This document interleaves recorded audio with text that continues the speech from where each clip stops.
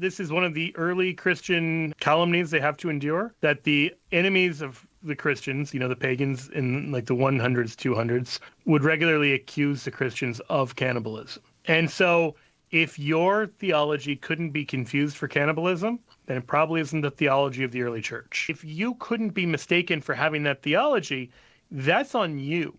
The fact that you think I have that theology and Christians have been getting this accusation for 2,000 years makes me further believe I've got the historic Christian understanding of the Eucharist. We find this even all the way back in John 6:52, and it's worth seeing how Jesus responds to it. In John 6, Jesus' listeners don't originally take him to mean anything Eucharistic. When he talks about bread from heaven, they're imagining free food.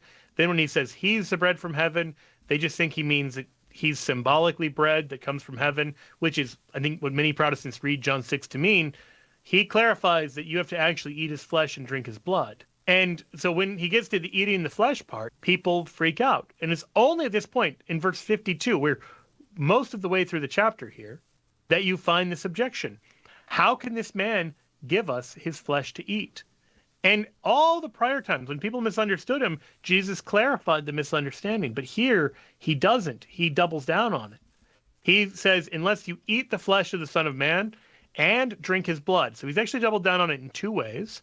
He changed from the more polite word for eating to trogon, which is like an animalistic word for eating. And then second, this is actually the first part where he introduces drinking blood, which you couldn't even drink animal blood under the Jewish law. So to use this kind of very visceral, graphic language was really shocking. Jesus did not avoid having his Eucharistic theology mistaken for cannibalism. That's another sign that, like, if you want to believe what Jesus believed, you should expect people to say, how can this man give us his flesh to eat? And if you don't have people responding to your Eucharistic theology that way, it probably isn't Jesus's. Cannibalism is definitionally destructive of the flesh of another. Like if you chew on a fingernail, you're not a cannibal. It's like gnawing up in the sense of like tearing apart the flesh of someone else.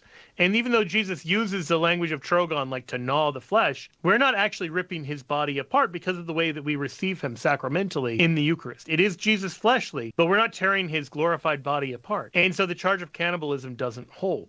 Like the reason cannibalism is wrong isn't because it's, skin-to-skin contact or something. The reason cannibalism is wrong is because you're tearing another human person apart. You're killing them or you're ripping their body up. And we're doing neither of those things with Jesus in the Eucharist.